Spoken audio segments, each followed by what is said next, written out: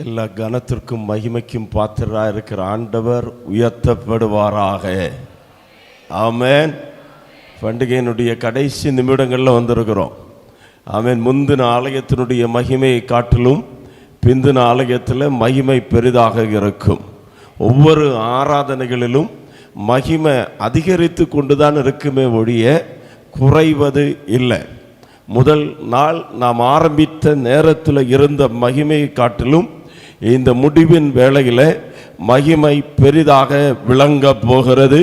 அந்த மகிமையை சுமந்து கொண்டு நம்முடைய வீடுகளுக்குள்ளே நாம் கடந்து போகிறோம். எத்தனை பேர் ஆயத்தமாக இருக்கிறீங்க? ஹல்லேலூயா. கர்த்தர் நிச்சயமாகவே பெரிய காரியங்களை செய்திருக்கிறார். இதையும் கர்த்தர் செய்வார். இதைவிட பெரிதானவைகளை நாம் பார்க்க போகிறோம். எத்தனை பேர் விசுவாசிக்கிறீங்க? பக்கத்தில் இருக்கிறவங்கள பார்த்து கை கொடுத்து சொல்லுங்களேன், இதிலும் பெரிதானவைகளை நாம் பார்க்க போகிறோம். இது ஒரு ஆரம்பம்தான்.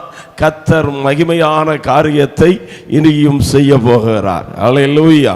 இந்த மர்வ முகாமில் அன்போடு கூட அழைத்த அன்பு ஆமென் சகோதரன், மூத்த அண்ணன் ஆமென் ஹல்லேலூயா ரெவரண்ட் டாக்டர் எலிசா ஆமென் அன்பு அவர்களுக்காக, அம்மாவுக்காக, பிள்ளைகளுக்காக கர்த்தரை துதிக்கிறேன். இந்த இடத்துல வந்த போது நல்ல ஒரு ஆவிக்குரிய ஐக்கியத்தை கர்த்தர் தந்தார்.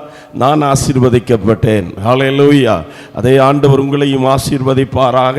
நீங்கள் இப்பொழுது இருக்கிறதை பார்க்கலும் 1000 மடங்கு அதிகமாகும்படி பிதாக்களின் தேவனாகிய கர்த்தர் உங்களுக்கு சொல்லியபடியே உங்களை ஆசீர்வதிப்பாராக. ஹல்லேலூயா.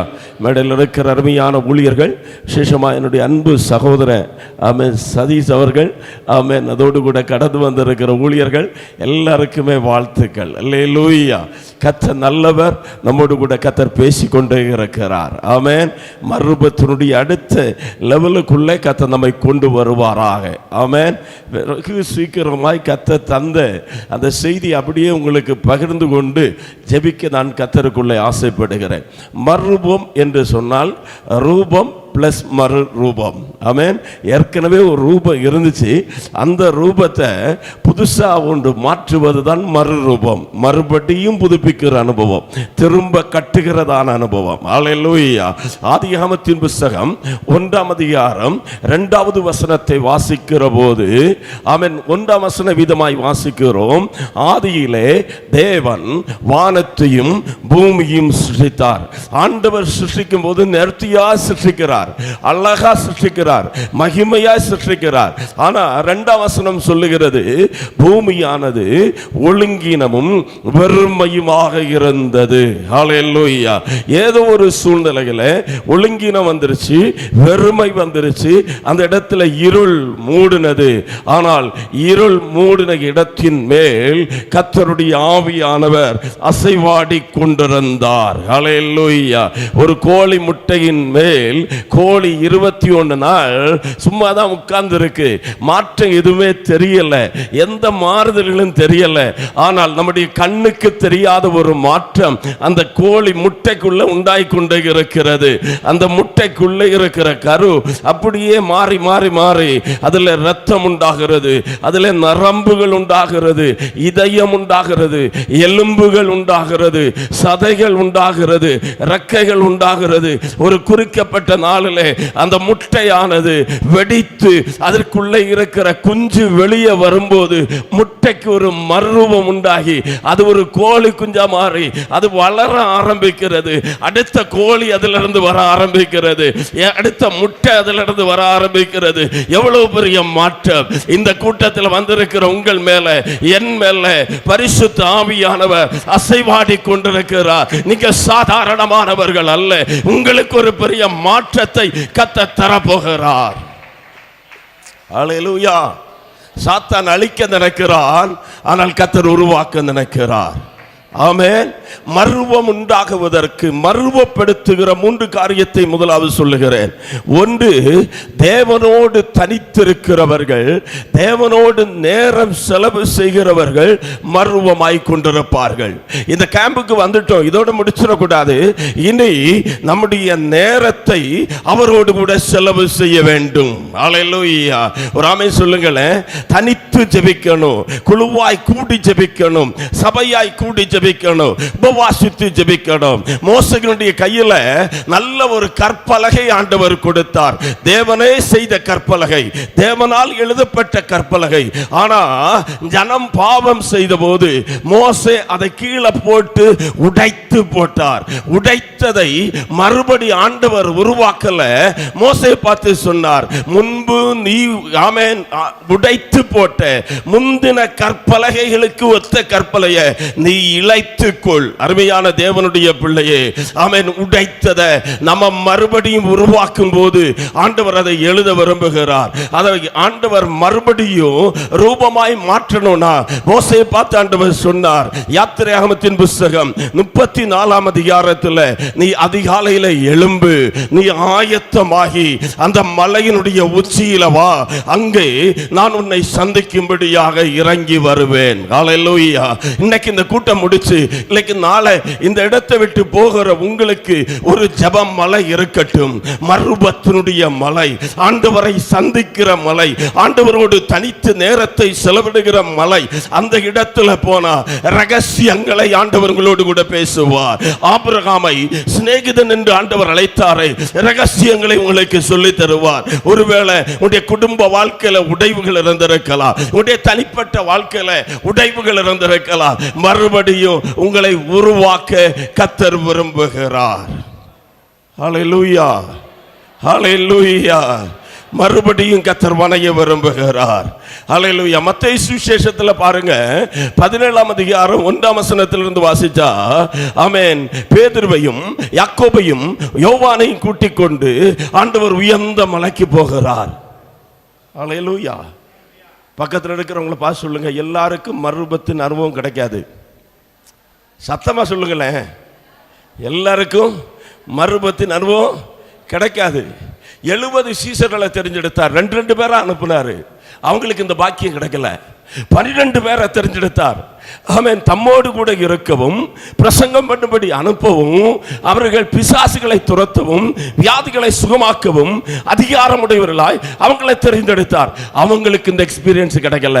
ஆனா ஒரு 3 பேர், ஒரு சின்ன குறிக்கப்பட்ட கூட்டத்துக்கு ஆண்டவர் ஒரு வாய்ப்பை கொடுக்கிறார். என் கூட இந்த மலைக்கு ஏறி வாங்கப்பா, இந்த உயரமான மலைக்கு, உன்னதமான இடத்துக்கு தனித்திருக்கும்படி வா, உன்னை நான் மறுபத்தினுடைய அனுபவத்துக்குள்ளே கொண்டு வருவேன். அந்த மறுபத்தினுடைய முடிவு என்னன்னா, அவன் உலகத்தை மறந்துருவோம், சாப்பாடை மறந்துருவோம், வேலையை மறந்துருவோம், குடும்பத்தை மறந்துருவோம், நமக்கு இருக்கிற எல்லாவற்றையும் மறந்துட்டு நம்முடைய இருதயத்துக்குள்ள ஒரே ஒரு எண்ணம், ஏக்கம் தான் இருக்கும். இயேசுவே, உமக்கு ஒரு கூடாரம், மோசேக்கு ஒரு கூடாரம், எலியாவுக்கு ஒரு கூடாரம். ஏய்யா பேதுருவே, உனக்கு கூடாரம் வேண்டாமா? எல்லாத்தையும் விட்டு உம்மை பின்பற்றினோமே, எங்களுக்கு என்ன கிடைக்கும்னு நீ தானே கேட்ட, உனக்கு கூடாரம் வேண்டாமா? உன் கூட வந்திருக்கிற யாக்கோபுக்கு கூடாரம் வேண்டாமா? உன் கூட வந்திருக்கிற அந்த யோவானுக்கு கூடாரம் வேண்டாமா? எங்களுக்கு வேண்டாம் ஆண்டவரே, பூமிக்குரியவைகளை அல்ல, மேலானவைகளை நாங்கள் தேடுகிறோம். அதான் மறுபத்தினுடைய ரிசல்ட். ஹல்லேலூயா, ஆமென். மறுபத்தின் அனுபவத்துக்குள்ள நம்ம வரும்போது பூமிக்குரியவைகளை மறந்து உன்னதரோடு கூட இருக்கணும், இயேசுவோடு கூட இருக்கணும், இயேசுவை பார்க்கணும், எனக்கு ஒரு ஆசைன்னு சொல்லி ஓடி வருகிற ஒரு அனுபவம். அல்லேலூயா. அழகா பாஸ்டர் சொன்னாங்க காலையில். அல்லேலூயா. இன்னைக்கு நம்ம இந்த மறுபத்தின் அனுபவத்தில் மேலே வரும்போது பிசாசுனுடைய போராட்டம் இல்லை, மலையில் வரும்போது பிசாசும் இல்லை, ஒன்றும் இல்லை, இயேசு தான் இருக்கிறார். இந்த மலையில் அவன் தூதர் இறங்கி வர்றாங்க. இவர் என்னுடைய நேசகுமாரன் அப்படிங்கிற சத்தம் கேட்கிறது, தேவ மகிமை எல்லாம் இருக்கிறது. ஆனா இந்த மறுபத்தின் அனுபவத்துக்கு வராதவங்களுடைய நிலைமையை கொஞ்சம் சிந்திச்சு பார்த்தீங்கன்னா, கீழே அவங்க கூட பிசாசு போராடிட்டு இருக்கு, அவங்க வீட்டில் பிசாசு போராடிட்டு இருக்கு, அவங்க பக்கத்தில் ஒருவனை கொண்டு வந்து நிறுத்தி இருக்கிறாங்க. அவன் இயேசு காட்டின வித்தை எல்லாம் காட்டுறான், போ பிசாசேங்கிறான், சுகமாக்குங்கிறான், தொட்டு பார்க்கிறான், எதையோ செஞ்சு பார்க்கிறான், ஒன்றும் நடக்கல. கடைசியில் அந்த அப்பாவுக்கு வருத்தமாயிற்று. அவர் போனா போதும், எங்களை வீட்டுக்கு விட்டுறா சாமி அப்படின்னு சொல்ற நேரத்தில் இயேசுநாதரும் சீசர்களும் கீழே இறங்கி வராங்க. இப்ப கொண்டு வர்றாங்க. கொண்டு வந்துட்டு அந்த மகன், அந்த தகப்பனார் சொல்றாரு, என் பிள்ளை பிசாசினால் அவதிப்படுகிற ஆண்டவரே, உம்முடைய சீசர்களிடத்தில் கொண்டு வந்தேன், அவங்களால் கூடாமல் போய்விட்டது. ஏன் கூடாமல் போய்விட்டது? ரட்சிக்கப்பட்டவங்க தான், சபைக்கு போறவங்க தான், காணிக்க கொடுக்கிறவங்க தான், ஆராதிக்கிறவங்க தான், ஒருவேளை பாட்டு பாடுறவங்க தான், அவன் பந்தி விசாரணை செய்யறவங்க தான், சாப்பாடு கொடுக்கிறவங்க தான். ஆனால் அவர்களுக்குள்ளே அந்த தேவ வரம் கிரியை செய்ய முடியவில்லை. மறுரூபத்தின் அனுபவம் உடையவனுக்குள்ளே பரிசுத்த ஆவியானுடைய மகிமையின் வரங்கள் கிரியை செய்ய ஆரம்பிக்கும். எத்தனை பேர் விசுவாசிக்கிறீங்க? இந்த இடத்தை விட்டு நீங்கள் புறப்பட்டு போகும்போது உங்களுக்குள்ள அந்த வரங்கள் கிரியை செய்ய ஆரம்பிப்பதாக.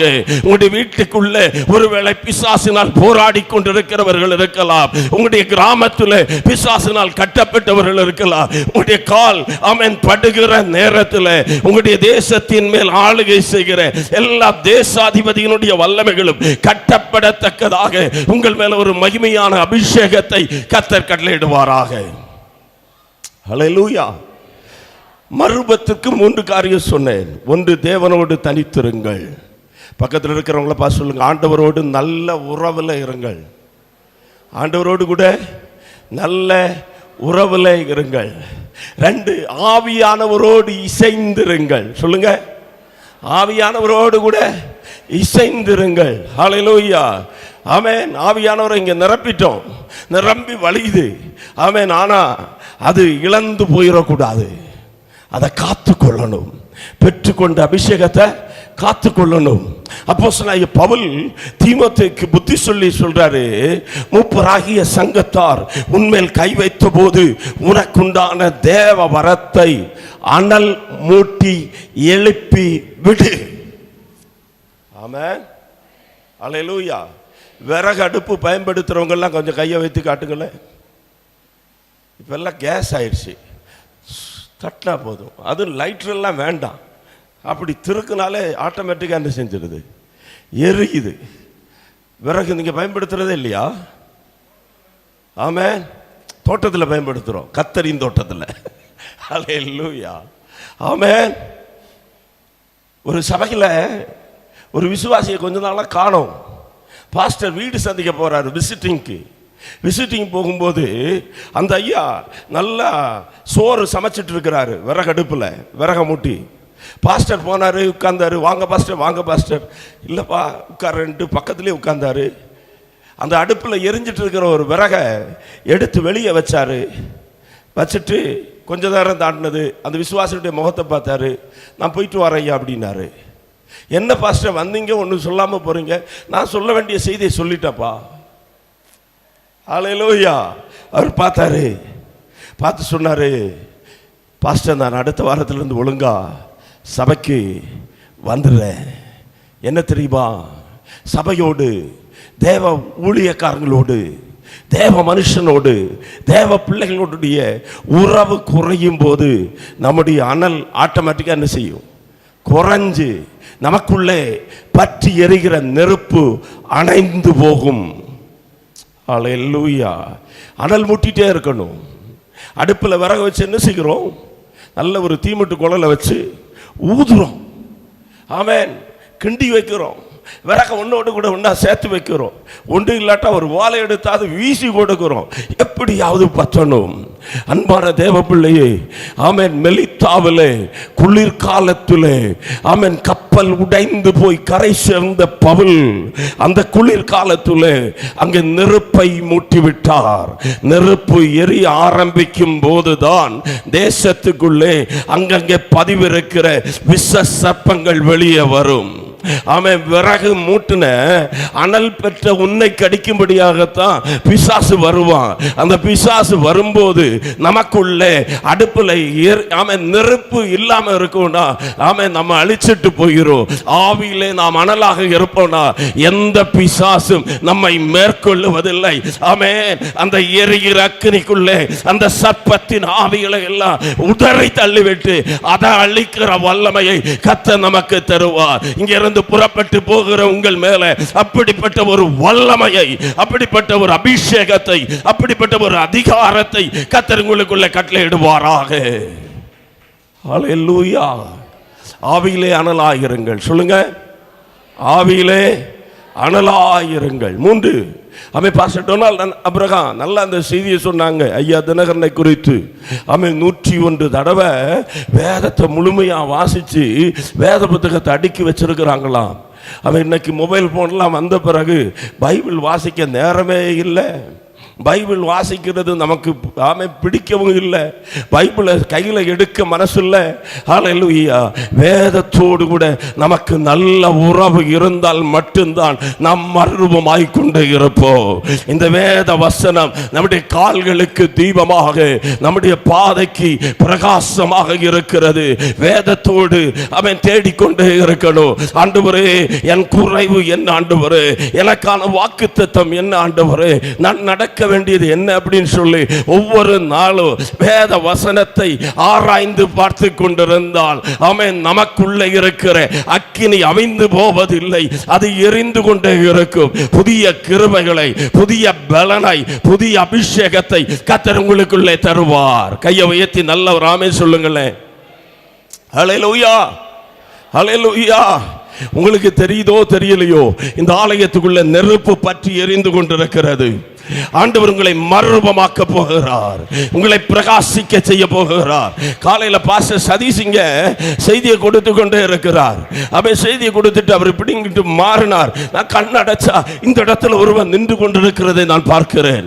ஓ, சர்வ வல்லமையுடையவர் ஆண்டவர் இங்கே உலாவிக் கொண்டிருக்கிறார்.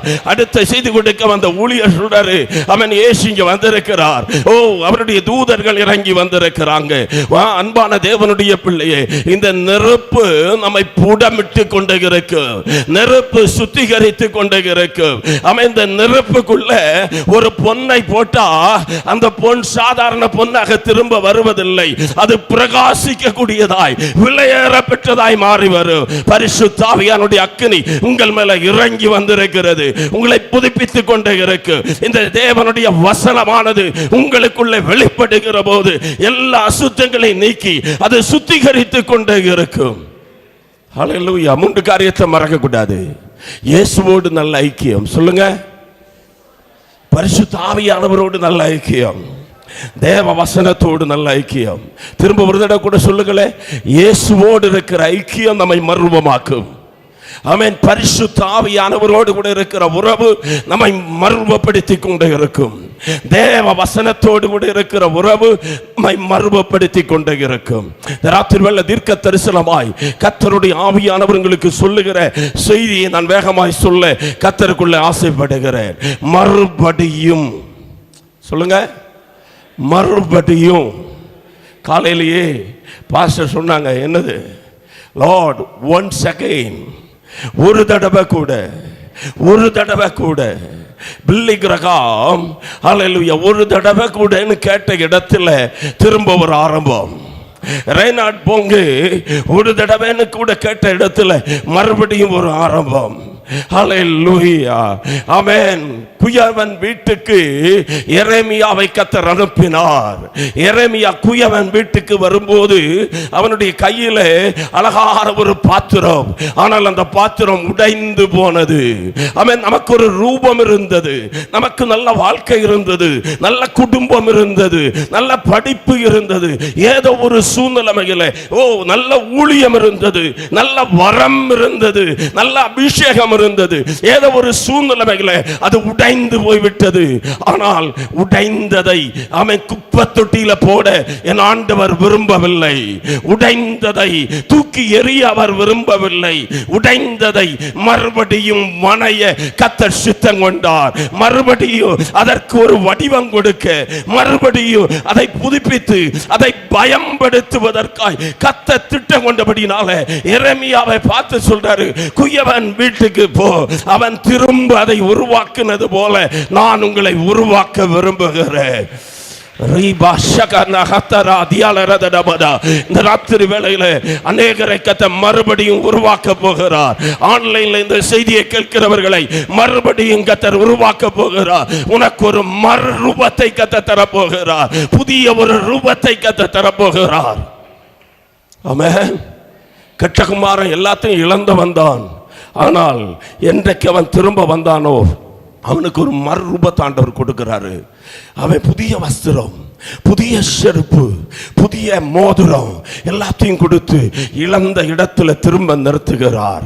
The encounter with God, தேவனோடு கூட ஒரு தொடர்பு உண்டாகும் போது இதை அழகா ஆமென் ஆதியாகமத்தின் புத்தகத்தில் நாம் வாசிக்க முடியும். 32ஆம் அதிகாரத்தில் அந்த ஆமென் யாப்போக்கு நதியை கடந்து வந்து தேவனோடு கூட போராடி கொண்டிருக்கிற ஒரு மனுஷன் இருக்கிறார். அவனை கர்த்தர் தொடுகிறார். அப்பா கொடுத்த ஆசீர்வாதம் நிறைய அவனுக்கு இருக்கிறது. ஆனால் வாழ்க்கை மாறவில்லை. வாழ்க்கையில எந்த மாற்றமும் வரல. தீர்க்க தரிசனமா சொல்றேன், இந்த கூட்டத்தில் இன்னைக்கு வந்திருக்கிற பெயரை கர்த்தர் மாற்ற போகிறார். உன்னுடைய விலாசத்தை கர்த்தர் மாற்ற போகிறார். உன்னுடைய கேரக்டரை கர்த்தர் மாற்ற போகிறார். உன்னுடைய பொருளாதாரத்தை கர்த்தர் மாற்ற போகிறார். உன்னுடைய வீடுகளை கர்த்தர் மாற்ற போகிறார். உன்னுடைய வருமானத்திற்கு கர்த்தர் மாற்றத்தை தர போகிறார். ஓ ஹalleluya. 21 வருடங்களாய் ஒரு அடிமையா மாதிரி பகலின் வெயில இரவின் பனியை அனுபவித்துக் கொண்டிருந்த ஒரு யாக்கோபு, ஆனால் தேவனை அவன் சந்தித்த நாளிலே ஆண்டவர் அவனுக்கு ஒரு மறுபத்தை கொடுத்து சொல்லுகிறார், இனி நீ பழைய யாக்கோபு அல்ல, உன் பேரை இஸ்ரவேலாக மாற்றுகிறேன். ஓ ரபா ஷகரகதரதலபதா. பிரபுக்களாய் கர்த்தர் மாற்ற போகிறார். படிப்பில்லாதவங்களுக்கு படிப்பை கர்த்தர் தருவார். தொழில் இல்லாதவர்களுக்கு தொழிலை கர்த்தர் தருவார்.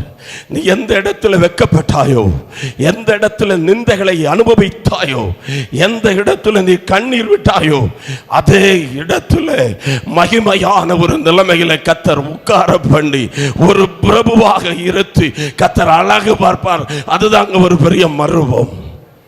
ஹல்லேலூயா, ஹல்லேலூயா. மறுபடியும் சொல்லுங்க, மறுபடியும் ஓ இழந்த ரூபத்தை திரும்ப தருகிறார். ஏதேன் தோட்டத்தில் ஆதாமுக்கும் ஏவாளுக்கும் ஒரு மகிமையின் வஸ்திரத்தை ஆண்டவர் கொடுத்திருந்தார். நம்ம இன்னைக்கு கலர் கலரா வஸ்திரம் போட்டிருக்கிறோம். அன்னைக்கு அவர்களுக்கு இந்த வஸ்திரம் இல்லை. இது கிழிந்து போகிற வஸ்திரம், இது சாயம் போகிற வஸ்திரம், இது ஹல்லேலூயா சூட்டாகாத வஸ்திரம், ஆமென் அழுக்காக கூடிய வஸ்திரம், கரைப்படக்கூடிய வஸ்திரம். ஆனால் கரையில்லாத ஒரு மகிமையான வஸ்திரத்தை அவர்களுக்கு கொடுத்திருந்தார். அன்னைக்கு இருந்த ரூபத்தை, அந்த மகிமையை அவர்கள் இழந்த போது ஆமென் 2 கொரிந்தியர் 3:18 சொல்லுகிறது, நீங்கள் ஹல்லேலூயா கிறிஸ்துவை தரித்துக் கொள்ளுகிற போது மகிமையின் மேல் மகிமை அடைந்தவர்களாய் மறுபமாகிறீர்கள். ஓ ரபஷகலகரதரபரா. அந்த மறுபத்தின் அனுபவனாலே நம்மேல் அந்த மகிமையை கர்த்தர் வெளிப்பட பண்ணுகிறார். அந்த மகிமையை சுமந்துட்டு நம்ம நடந்து போகும்போது தேசத்தில் இருக்கிறவர்கள் பார்க்கும்போது சொல்லுவாங்க, என்ன மாற்றம். ஆமென், ஆமென், ஹல்லேலூயா. தீர்க்க தரிசனமாய் ஆண்டவர் எனக்கு சொல்லுகிறார். ஹல்லேலூயா. ஒரு காலகட்டத்தில் சில தேவ ஊழியர்கள் பஸ்ஸில் ஏறினா அந்த பஸ்ஸுக்குள்ள இருக்கிற அசுத்த ஆவிகள் அலற ஆரம்பித்தது. சில ஊழியக்காரங்க சில தெருவில் நடந்து போனா அசுத்தாவிகள் அலற ஆரம்பித்தது.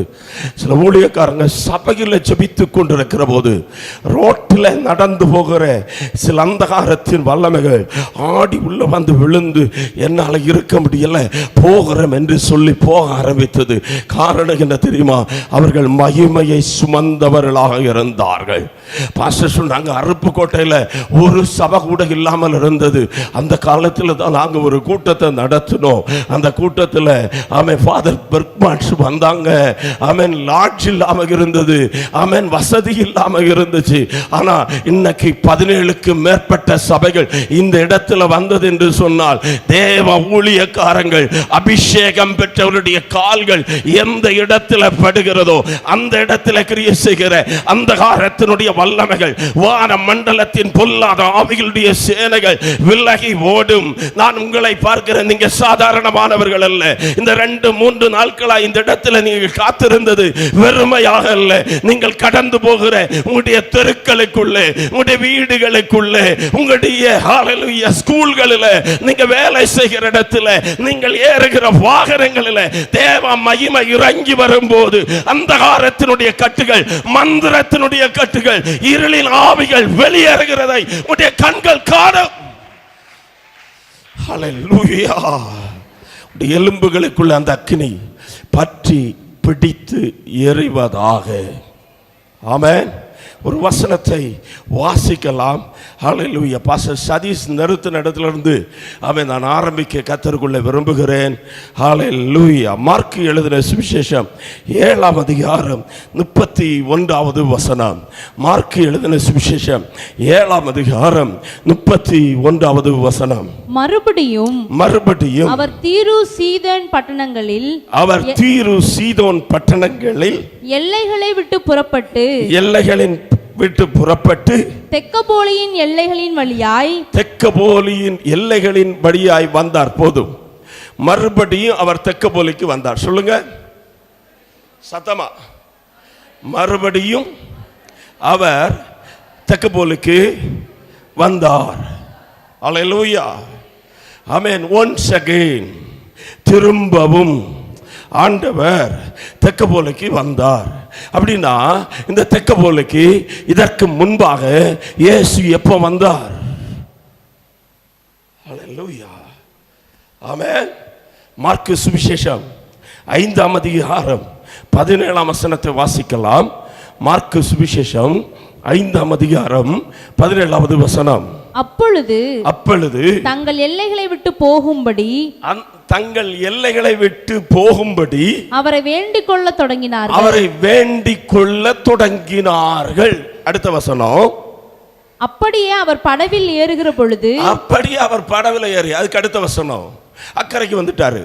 இயேசு அவனுக்கு உத்தரவு கொடாமல், நீ உன் இனத்தாரிடத்தில் உன் வீட்டிற்கு போய் கர்த்தர் உனக்கு இறங்கி உனக்கு செய்தவைகளை எல்லாம் அவர்களுக்கு அறிவி என்று சொன்னார்.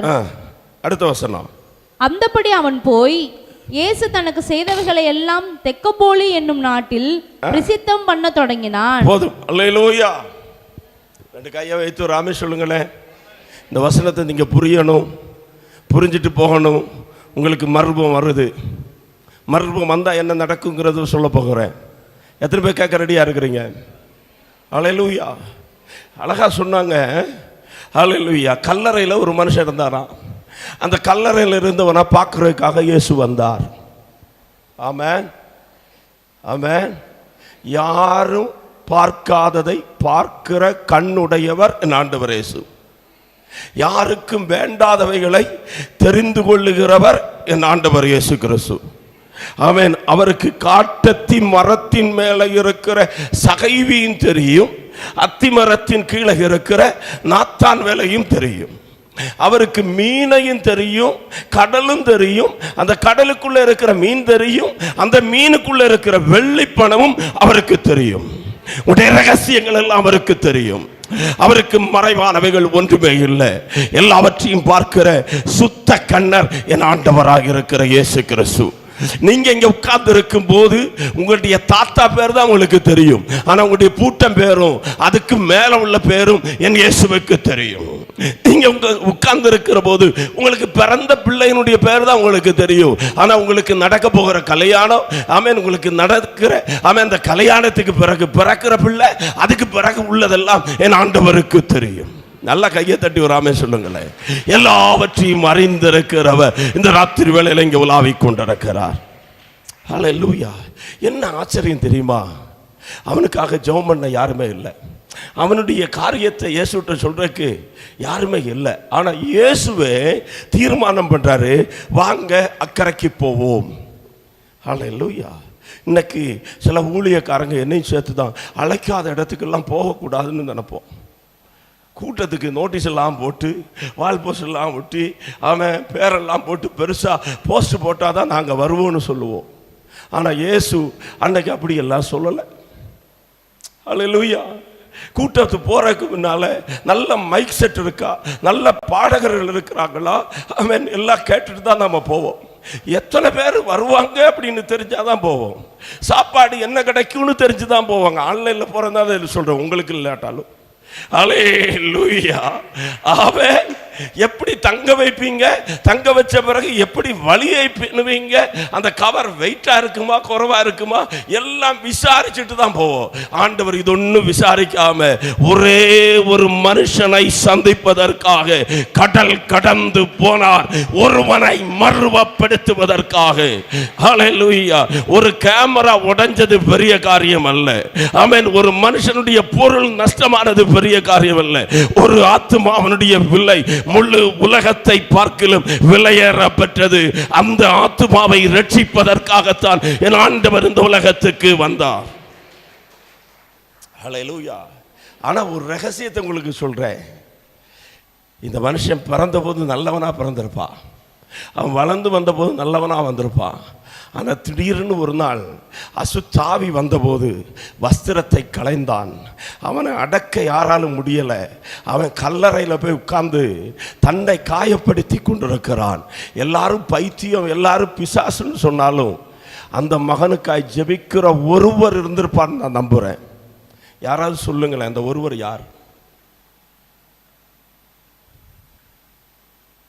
தாய் தன் கற்பத்தின் பிள்ளைக்கு இறங்காமல் தன்னுடைய பாலகனை மறப்பாளோ? அவள் மறந்தாலும் நான் உன்னை மறப்பதில்லை. ஒரு 15 ஆண்டுகளுக்கு முன்பதாக ஒரு கூட்டத்தில் தான் பிரசங்கம் பண்ணேன். அந்த கூட்ட முடிவில் ஒரு 78 வயதான தாயார் என்னை சந்திக்கும்படி வந்து அழுதுகிட்டே நின்றாங்க. நான் அந்த அம்மாட்ட கேட்டேன், ஏன் அழுறீங்க அம்மா அப்படின்னு. அந்த அம்மா சொன்னாங்க, 40 வருஷத்துக்கு முன்பதாக எனக்கு இருந்த ஒரே ஒரு மகன் என்னை விட்டு போயிட்டான் ஐயா. எங்கே இருக்கிறான்னு எனக்கு தெரியாது. அவனுக்காக நீங்கள் ஜெபம் பண்ணுவீங்களா? அவன் திரும்ப வந்தா ஒன்று பார்த்துட்டு நான் செத்தேனா எனக்கு போதும். அதான் தாயினுடைய அன்பு. ஜீசஸ்.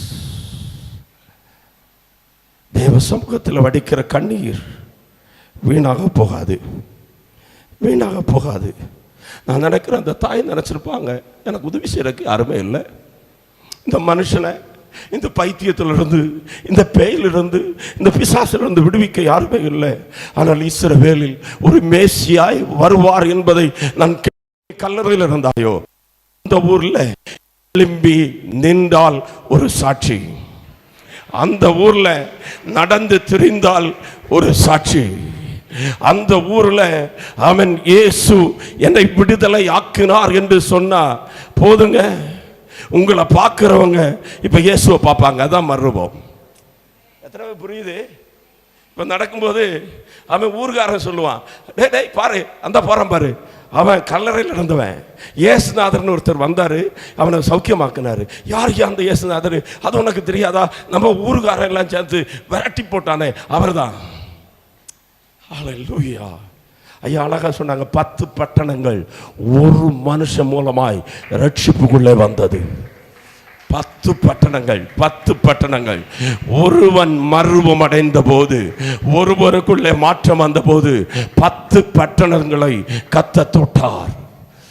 ஹல்லேலூயா. இந்த ராத்திரி வேளையில ஆமென், ஒரு 300 பேர் 400 பேர் இந்த இடத்துல இந்த கூட்டத்தில் வந்திருப்பீங்கன்னா, அத்தனை பேருக்குள்ள மாற்றம் வந்துன்னா ஒரு ஆள் 10 பட்டணம் வச்சு கால்குலேட் பண்ணி பாருங்களேன், எத்தனை ஆயிரங்கள். இந்தியா சீக்கிரமா ரட்சிக்கப்பட்டுரும். நம்ம மறுபம் ஆயிட்டா போதும். இந்தியாவுக்கு சுவிசேஷம் சொல்ல வேண்டிய அவசியம் இல்லை, மிஷனரிக்கு ஓட வேண்டிய அவசியம் இல்லை. நாம் நிற்கிற இடத்துல என் வாழ்க்கையில் இருந்த வியாதியை கர்த்தர் மாற்றினார், என் பேரை மாற்றினார், என் சுபாவத்தை மாற்றினார், எனக்குள்ள மர்வமாய் இருக்கிறது அப்படின்னு பார்க்கிறவன் எல்லாம் வந்து கேட்பான். ஹல்லேலூயா. இப்ப பாருங்க, இந்த மனுஷன், இதுதான் முக்கியமான செய்தி. இந்த மனுஷன் அப்படியே நடந்து அந்த ஊருக்கு போகும்போது, அந்த ஊர்ல பிரச்சனை உள்ள ஒருத்தன் இருக்கிறான். அவனுக்கு கண்ணு தெரியும், காது கேட்காது, பேச தெரியாது. ஹல்லேலூயா. இவன் சாட்சி சொல்றான், அற்புதம் அங்க நடக்கல. இப்போ ஊருக்காரங்க எல்லாம் கேட்கும்போது இவன் சொல்றான், ஐயா நான் பைபிள் காலேஜ் படிக்கல, எனக்கு அற்புதம் செய்ய தெரியாது, ஆனா எனக்கு ஒன்று தான் தெரியும், எனக்கு சுவிசேஷம் சொல்ல தெரியும், எனக்கு இயேசுவை சொல்ல தெரியும். ஞானிகளுக்கும் கல்விமான்களுக்கும் மறைத்து பேதைகளுக்கு பாலகர்களுக்கு இந்த சத்தியத்தை கர்த்தர் சொல்லி இருக்கிறார். ஆமென். ஹல்லேலூயா. இயேசுவை குறித்து சொல்றதுக்கு ஆமென் தியாலஜி எல்லாம் அவசியம் இல்லை. இன்னைக்கு 30 வருஷம் விசுவாசிக்கு தெரியாதது 3 நிமிஷத்தில் அவன் சொல்ல ஆரம்பிச்சிட்டான். 3 நிமிஷத்தில் இயேசு ஜீவிக்கிறான்னு சொல்றான். 3 நிமிஷத்தில் இயேசுவை பிரசங்கம் பண்ண ஆரம்பிச்சிட்டா. நாளாயிற்று, ரொம்ப நாளாயிற்று. இப்போ ஊருக்காரெல்லாம் சேர்ந்து சொல்றான், ஐயா உனக்கு அவருடைய அட்ரஸ் தெரியுமா, அவருடைய ஃபோன் நம்பர் தெரியுமா, அவன் அவரை போய் நீ பார்த்து கூட்டிட்டு வருவியா? இவங்க சொல்றான், நீங்க தான் அவரை வேண்டான்னு சொல்லி தள்ளி போட்டீங்க, அவரை இந்த ஊரை விட்டு துரத்துனது நீங்க தான். நான் ஒன்று சொல்றேன் உங்களுக்கு, நீங்க எல்லாம் கூடி உட்கார்ந்து ஜெபம் பண்ணுங்க, இயேசுவை மறுபடியும் இந்த தேசத்துக்கு அனுப்புங்க. இந்த தேசத்துக்கு ஒரு தடவை கூட இயேசு வரணும், அவர் திரும்பவும் எங்களை சந்திக்கும்படி. இப்படிதான் எங்க அம்மா ஜெபம் பண்ணாங்க. அதனால எங்க அம்மாவனுடைய ஜெபத்தை கேட்டு இயேசு என்னை தேடி வந்தார். அந்த இயேசு உன்னுடைய ஜெபத்தை கேட்டு உன் வீட்டுக்குள்ள வருவார். உன் பிள்ளைக்கு பிரச்சனை மாற்றும்படியாய், உன் பிள்ளையினுடைய வியாதியை மாற்றும்படியாய், உன் வாழ்க்கையில போராடுகிற பிசாசின் அடிமைத்தனத்தை நீக்கும்படியாய் அவர் மறுபடியும் 2வது ஒரு விசை அவர் கடந்து வருவார். ஜீசஸ், ஹல்லேலூயா. நான் ஆவியிலே உணர்கிறேன், மறுபடியும் அவர் வருவார், மறுபடியும் அவர் வருவார், மறுபடியும் இந்த சபையை சந்திக்கும்படி வருவார், மறுபடியும் நம்முடைய ஊழியர்களை சந்திக்கும்படியாக வருவார், மறுபடியும் நம்முடைய ஜெபத்துக்கு பதில் தரும்படியாய் வருவார். இந்த கூட்டம் இன்னையோடு முடிந்து விடாது. இந்த கூட்டம் தமிழகம் முழுவதும் பரவும். இந்த இடத்துல ஒரு நெருப்பு பற்றி எரிவது உண்மையானால் அந்த நெருப்பு காட்டு தீய போல பரவும். காலையில ஜெபம் பண்ண ஜெபத்துக்கு சாயங்காலம் மழை பதிலாக வந்தது என்று சொன்னால், தேவரீ நீர் எனக்கு துணை செய்து என்னை தேற்றுகிறதை என் பகைஞர் கண்டு வெட்கப்படும்படிக்கு எனக்கு அனுகூலமாய் ஒரு அடையாளத்தை காண்பித்தருளும் என்று ஜெபித்து அந்த சங்கீதக்காரனாகிய தாவீதுக்கு ஒரு அடையாளத்தை கர்த்தர் காண்பிக்க வல்லவர் என்று சொன்னார். இந்த கூட்டத்தில் எத்தனையோ அடையாளங்களை கர்த்தர் செய்திருக்கிறார். வருகிற நாட்களில், வருகிற மாதங்களில் சாட்சிகள் அப்படியே எழும்ப போகிறது. அந்த சாட்சிகள் ஒரு காட்டு தீய போல தமிழகத்தினுடைய 40 மாவட்டங்களை எரிக்கக்கூடியதாய், தேவ வல்லமையாய் அது வெளிப்படும். ஹல்லேலூயா, ஹல்லேலூயா. இப்ப ஜெபம் பண்றாங்க. ஆனா இயேசுக்கு அந்த ஊர் வழியா போக வேண்டிய அவசியமே இல்லை. அதான் வசனம் தெளிவா சொல்லுகிறது, மறுபடியும் அவர் தீரு சீதோன் எல்லைகளை விட்டு புறப்பட்டு தெக்கப்போலியின் எல்லை வழியா எருசலேமுக்கு போறதுக்கு வர்றாரு. அவருடைய வேலையே வேற, ஆனா இந்த ஊர் வழியே அவர் வர்றாரு. அவன் பக்கத்தில் இருக்கிறவங்கள பார்த்து சொல்லுங்களேன், வாய்ப்பை மிஸ் பண்ணிடக்கூடாது. சொல்லல, வாய்ப்பை மிஸ் பண்ணிடக்கூடாது. இந்த 3 நாள் முகம் இங்கே நடந்துச்சு. நிறைய பேர் வாய்ப்பை மிஸ் பண்ணிட்டாங்க. ஆனால் நீங்கள் இந்த 3 நாளா இரவும் பகல் இங்கே இருக்கிறீங்கடா, வாய்ப்பை பயன்படுத்தினவங்க. இந்த அம்மா இவங்க எல்லாம் வந்து உட்கார்ந்துருக்கிறாங்கன்னா வாய்ப்பை இன்னைக்கும் பயன்படுத்திட்டு இருக்கிறாங்க பாருங்க. இந்த வயசான நேரத்துலேயும் வந்து உட்கார்ந்து எப்படியாவது நாங்கள் எதையாவது பெற்றுக்கொள்ளணும்னு சொல்லி காத்திருக்கிறாங்களே. ஹல்லேலூயா.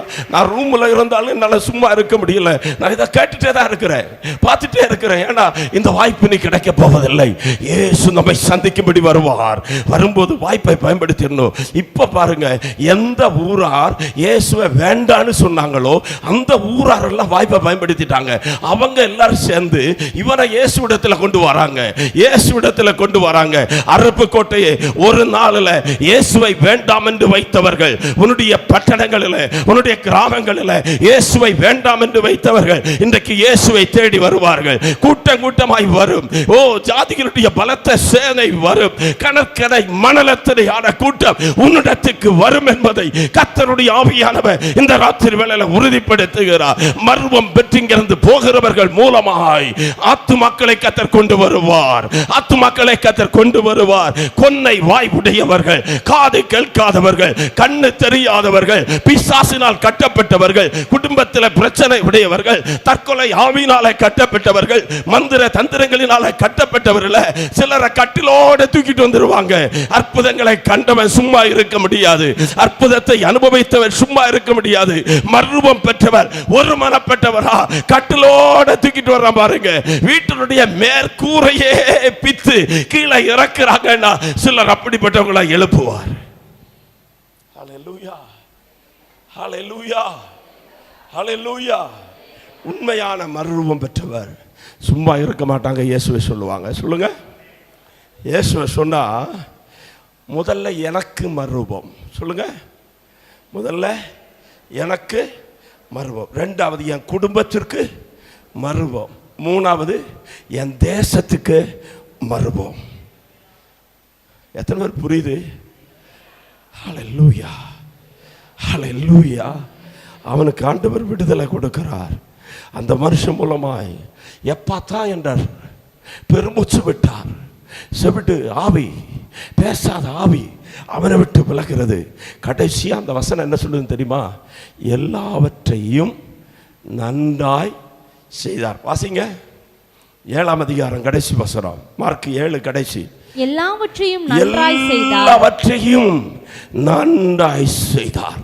சத்தமா சொல்லுவீங்களா? இந்த முகாமினுடைய கடைசி நிமிடத்தில் வர்றோம். என் ஆண்டவர் எல்லாவற்றையும் நன்றாய் செய்தார். கொண்டு வந்தது ஊமையின் செவிடுமானவனை. ஆனால் அங்கு சொல்லப்படுகிறது, அவன் செவிடர். அப்படின்னா ஒருமை கிடையாது, பன்மை. செவிடர் கேட்கவும் ஊமையர் பேசவும் பண்ணுகிறார் என்று சொல்லி மென்மேலும் ஆச்சரியப்பட்டாங்க. மகிமையின் மேல் மகிமை. மறுபத்திலிருந்து அடுத்த மறுபத்தின் லெவலுக்குள்ள கர்த்தர் கொண்டு போக விரும்புகிறார். 1960ஆம் ஆண்டில் ஒரு தாயார் தன்னுடைய 7 பிள்ளைகளோடு கூட பிழைப்புக்காக கேரளாவில் ஒரு ஊருக்கு வந்தாங்க. வந்த காலகட்டத்தில் அந்த தாயாருடைய கணவன் மரித்து போனார். மரித்த போது 7 பிள்ளைகள், 2 ஆண் பிள்ளைகள், 5 பெண் பிள்ளைகள். அந்த ஊரில் இயேசுவை பற்றியே தெரியாது. அந்த ஊரில் சபை கிடையாது. அந்த ஊரில் எந்த டெவலப்மெண்ட்டும் கிடையாது. அப்படிப்பட்ட நேரத்தில் இந்த தாயார் வியாதிப்பட்டாங்க. அவங்க செத்து போவாங்கன்னு டாக்டர்கள் சொன்னாங்க. இந்த தாயாரை பராமரிக்க யாருமே இல்லை. சின்ன பிள்ளைங்க. இந்த தாய் செத்து போனால் 7 பிள்ளைகளும் அனாதைகளாக மாறிடுவாங்க. பிள்ளைகள் எல்லாம் அழுகிறார்கள். அந்த பிள்ளைகளுக்கு ஒன்றுமே தெரியாது, இயேசுவை தெரியாது. சொந்த பந்தங்கள் இருந்தும் பிரயோஜனம் இல்லை, பணம் இல்லை, வசதி இல்லை. இந்த நேரத்தில் அந்த தேசத்தில் இயேசுவை சொல்லும்படி ஒரு தேவ மனுஷன் வருகிறார். அந்த தேவ மனுஷன் மேலே சாணியை எடுத்து எறிவாங்க, கல்லை எடுத்து எறிவாங்க. வீட்டில் யாரும் அனுமதிக்க மாட்டார்கள். ஆனால் இந்த வியாதியின் கொடுமையினால இந்த தேவ மனுஷன் இந்த வீட்டுக்கு வருகிறார். அப்பொழுது அந்த வீட்டில் இருந்த மூத்த மகன் கேட்குறாரு, நீங்கள் இயேசுன்னு ஒரு புது சாமியாரை குறித்து சொல்கிறீங்களே, அந்த சாமிக்கு, அந்த இயேசுவுக்கு எங்கள் அம்மாவுக்கு மாற்றம் தர முடியுமா, சுகம் தர முடியுமா அப்படின்னு கேட்ட உடனே அந்த பாஸ்டர் சொன்னார், ஆமாம், நிச்சயமா சுகம் தருவார். அல்லேலூயா. நீங்கள் பணம் செலவு பண்ண வேண்டாம், நீங்கள் புண்ணிய யாத்திரை செய்ய வேண்டாம், நீங்கள் கர்மங்கள் செய்ய வேண்டாம். ஆனால் இயேசு சுகம் தருவார். ஆனால் ஒரு நிபந்தனை, இயேசு சுகம் தந்தால் அவரை ஏற்றுக்கொள்ளுவீங்களா? அப்பொழுது அந்த சகோதரரும் அந்த பிள்ளைகளும் அந்த பாட்டியம்மாவும் எல்லாம் சொன்னாங்க, எங்களுக்கு வேற கதி இல்லையா, உடுதுணிக்கு மறுதுணி கிடையாது, அவன் நல்ல வீடு கிடையாது, நல்ல சாப்பாடு கிடையாது, இந்த இயேசுவை நாங்கள் ஏற்றுக்கொள்கிறோம். அந்த பாட்டியம்மாவுக்கு இருந்த ஒரு மலை, ஒரு பாறை. அந்த பாறையில் போய் அந்த பாஸ்டர் முழங்கால் படிக்கிட்டு 7 நாள் உபவாசம் இருந்து ஜெபம் பண்ணார். 1965களில். அப்பொழுது 7ஆவது நாளில் இந்த பாட்டிக்கு, இந்த தாய்க்கு ஆண்டவர் பூரண சுகத்தை கொடுத்தார். அல்லேலூயா, அல்லேலூயா. அந்த பாட்டி சாகலை, பிழைச்சிட்டாங்க. பிழைச்ச உடனே அவங்க ஆண்டவரை விட்டு போகலை, ஆண்டவரை உறுதியாய் பிடித்து கொண்டாங்க. உம்மை உறுதியாய் பற்றி கொண்ட மனதை உடையவன், உண்மையே நம்பி இருக்கிறபடியால் நீர் அவனை பூரண சமாதானத்துடன் காத்துக்கொள்ளுவீர். அந்த பாஸ்டர் உட்கார்ந்து ஜெபம் பண்ண அந்த பாறையை ஆலயம் கட்டுறதுக்காக கொடுத்தாங்க. அந்த இடத்துல ஒரு மண்ணுனால அவன் புல்லு வைத்து கூரையினால ஒரு சின்ன ஆலயம் கட்டப்பட்டது. அந்த ஆலயத்துக்கு அவங்க போக ஆரம்பித்தாங்க. ஆனால் அவன் அந்த பாஸ்டர் அந்த இடத்தை விட்டு போயிட்டாரு. ஆனால் ஆண்டவர் போகலை.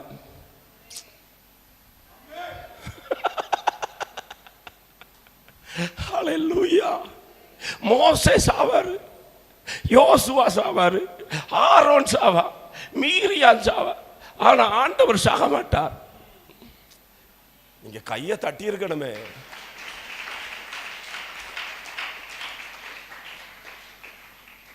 அவர் நேற்றும் இன்றும் என்றும் மாறாதவர். மரித்தேன், ஆனாலும் இதோ சதா காலங்களிலும் உயிரோடு கூட இருக்கிறேன். அந்த சிற்றாலயம் அப்படியே அவன் பாலடைஞ்சு கிடந்தது. ஆனாலும் திரும்பவும் கர்த்தர் எழுப்பினார். திரும்பவும் அது இடிக்கப்பட்டது. திரும்பவும் கர்த்தர் எழுப்பினார். ஆமென். அந்த பாட்டியம்மானுடைய பிள்ளைகள் எல்லாம் ரட்சிக்கப்பட்டாங்க. ஆமென். அந்த பாட்டியம்மா ஆமென் 2012ஆம் வருஷம் வரைக்கும் 1965 செத்து போவாங்கன்னு சொன்ன பாட்டியம்மா 2012ஆம் வருஷம் ஏப்ரல் மாதம் 2ஆம் தேதி வரைக்கும் உயிரோடு கூட இருந்தாங்க. ஹல்லேலூயா. அந்த பாட்டியம்மா ரட்சிக்கப்பட்ட போது அவருக்கு பேரப்பிள்ளைங்க எல்லாம் கிடையாது. ஆனால் அந்த பாட்டியம்மாவுக்கு பேரப்பிள்ளைகளை கொடுத்தாரு. அந்த பேரப்பிள்ளைகளை ஒருவர் தான் அந்த பாட்டியம்மா செத்த போது அவரை அடக்கம் பண்ணாங்க. அந்த பேரப்பிள்ளை தான் உங்க மத்தியில் நின்று இன்னைக்கு பிரசங்கம் பண்ணிட்டு நிற்கும்.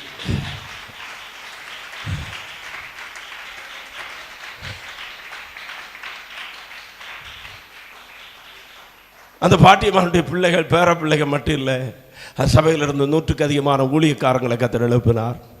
இன்னைக்கு அந்த தேசத்துக்கு மர்மமாய் அந்த தேசம் பாஸ்டர் சொன்ன மாதிரி the Switzerland of Asia, Scotland of ஏசியான்னு அழைக்கப்பட்ட தேசமாய் மர்வமாச்சு. ஒரு பாட்டி மாற்றம் அடைந்த போது ஒரு வீடு மாறினது. அந்த வீடு மாறின போது ஒரு சபை கட்டப்பட்டது. அந்த சபை கட்டப்பட்ட போது தேசம் ஆசீர்வதிக்கப்பட்டது. ஆண்டவர் ஆபிரகாமை பார்த்து சொன்னார், உனக்குள் பூமியின் வம்சங்கள் எல்லாம் ஆசீர்வதிக்கப்படும், நீ ஆசீர்வாதமாயிருப்பாய். உன்னை ஆசீர்வதித்து உன் பெயரை பெருமை படுத்துவேன். உன்னை ஆசீர்வதிக்கிறவர்களை ஆசீர்வதிப்பேன். உன்னை சபிக்கிறவர்கள் சபிக்கப்பட்டிருப்பார்கள். எத்தனை பேருக்கு புரியுது? மர்வம் ஆயிட்டோம்னா நம்ம சாதாரணமான ஆள் அல்ல. நமக்குள்ள இயேசு இருக்கிறார். நம்ம கூட இயேசு இருக்கிறார். ஓ, நீ செய்கிற அத்தனை காரியங்களையும் கர்த்தர் வாய்க்க பண்ணுவார். இந்த முகாமில் வந்திருக்கிற உங்களுடைய வாழ்க்கையில இது பொன் தகடுகளில் எழுதப்பட வேண்டிய நாள். இந்த நாளை நீங்க மறந்து போக கூடாது. கர்த்தருடைய வருகை தாமதிக்கும் என்றால் நீங்களும் நான் உயிரோடு கூட இருந்தால் ஒரு 10 வருடம் தாண்டும் போது இதற்குள்ள இருக்கிற அநேகர் மகிமையான ஊழியக்காரர்களாக இருப்பீங்க. இந்த இடத்துல வந்த சிலர் அப்போஸ்தலர்களாக இருப்பீர்கள், சில தீர்க்கதரிசிகளாக இருப்பீங்க, சில சுவிசேஷகர்களாக இருப்பீங்க, சில போதகர்களாக இருப்பீர்கள், சிலர் கலெக்டர்களாக இருப்பீங்க. உங்களுடைய வீடுகளுடைய நிலைமைகளுக்கு மாற்றம் வந்திருக்கும். உங்களுடைய தொழிலிலே மாற்றம் வந்திருக்கும். உங்களுடைய பேரை கர்த்தர் ஆசீர்வதித்து உங்களை பெருமைப்படுத்துகிறதை உங்களுடைய கண்கள் காணும். எத்தனை பேர் விசுவாசிக்கிறீங்க? ஒரு மனுஷனுக்குள்ள மாற்றம் வந்தா, ஓ ஹல்லேலூயா. நேற்று ராத்திரியில் ஆண்டவர் சொன்னார், இந்த கர்த்தரின் தோட்டம் மாற போகிறது. இந்த கர்த்தரின் தோட்டத்தை கர்த்தர் அலங்கரிப்பார். ஹல்லேலூயா. உன்னுடைய பிள்ளைகள் எல்லாம் உன்னுடைய அருகாமையில வளர்க்கப்படுவார்கள். எகிப்தின் சப்பாத்தியங்கள் உன்னிடத்துக்கு வரும். எத்தியோப்பியா அவனுடைய வர்த்தக லாபங்கள் உன்னிடத்துக்கு தாண்டி வரும். உன்னுடைய பிள்ளைகள் உனக்கு காணிக்கைகளை கொண்டு வருவார்கள் என்று சொன்ன ஆண்டவர், ஹல்லேலூயா. வெளிநாட்டு பணத்துக்காக நம்ம போக வேண்டிய அவசியம் இல்லை. இங்க மர்வமானவர்கள் மூலமாய் சபையை கர்த்தர் கட்டுவார். அலங்கங்களை கர்த்தர் கட்டி எழுப்புவார். இடிந்து போன அலங்கங்களை கட்டுவதற்கு ஒரு நெகமியாவை கர்த்தர் எழுப்பினார்.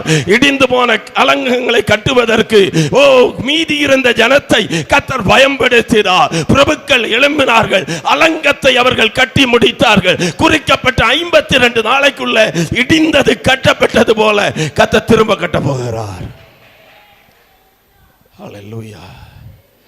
மறுபடியும் நம்மை தொடுவார். மறுபடியும் நம்மை சந்திக்க வருவார். மறுபடியும் நம்முடைய பெயரை மாற்றுவார். மறுபடியும் நம்முடைய நிலைமையை மாற்றுவார். ஹல்லேலூயா. இந்த ராத்திரி வேளை ஒரு சவாலை பெற்றுக்கொண்டு போகணும். நான் ஆண்டவருக்கு சாட்சியாக நிற்பேன். அந்த பிசாசு போன மனுஷனை மாதிரி இயேசுவை சொல்லுகிறவனாக இருப்பேன். ஹல்லேலூயா. ஒரு பவுலை கர்த்தர் தொட்டார். பவுலுக்குள்ள மாற்றம் வந்தபோது ஒரு நாள் கூட அவர் சோர்ந்து போய் படுக்கலை. சொன்னார், என்னை பலப்படுத்துகிற கிறிஸ்து இயேசுவினாலே எல்லாவற்றையும் செய்ய எனக்கு பலன் உண்டு. எனக்கு லாபமாக இருந்த எல்லாவற்றையும் நஷ்டம் என்று விட்டேன். இனி ஜீவிப்பது நான் அல்ல, கிறிஸ்துவே எனக்குள்ளே ஜீவிக்கிறார். அவர் நமக்கு அனுகூலமாக இருந்தால் நமக்கு எதிராக இருப்பவன் யார்? அவர் நம்முடைய பட்சத்தில் இருந்தால் நமக்கு எதிராக இருப்பவன் யார்? மர்வமாக்கப்பட்டவன் தான் சொல்லுவார். மரணமாகட்டும், ஜீவனாகட்டும், வருங்காரியங்களாகட்டும், நிகழ்காரியங்களாகட்டும், உயர்வாகட்டும், தாழ்வாகட்டும், கிறிஸ்துவின் அன்பை விட்டு எந்த வல்லமையும் என்னை பிரிக்க மாட்டாது என்று சொல்லி நான் நிச்சயித்திருக்கிறேன். இக்காலத்து பாடுகள் இந்த மகிமையை விட மேலான ஒரு மகிமை இருக்கு. இந்த மர்வத்தை விட மேலான ஒரு மர்வம் இருக்கு. அந்த மர்வம் தான் கர்த்தர் தாமே ஆரவாரத்தோடும் பிரதான தூதனுடைய சத்தத்தோடும் தேவ எக்காலத்தோடும் வானத்திலே இறங்கி வருகிற போது கிறிஸ்துவுக்குள் மரித்தவர்கள் எல்லாம் முதலாவது எழுந்திருப்பார்கள். பின்பு உயிரோடு கூட இருக்கிற நாம் நொடி பொழுதுல மறுரூபமாக்கப்பட்டு இந்த பாவ சரீரம் இழந்து போகிறது. மறுரூபமாக்கப்பட்டு புதிய ஒரு சரீரத்தோடு கூட ஆண்டவருடைய ராஜ்யத்துக்கு எடுக்கப்படுவோம். கர்த்தர் உங்களை ஆசீர்வதிப்பாராக.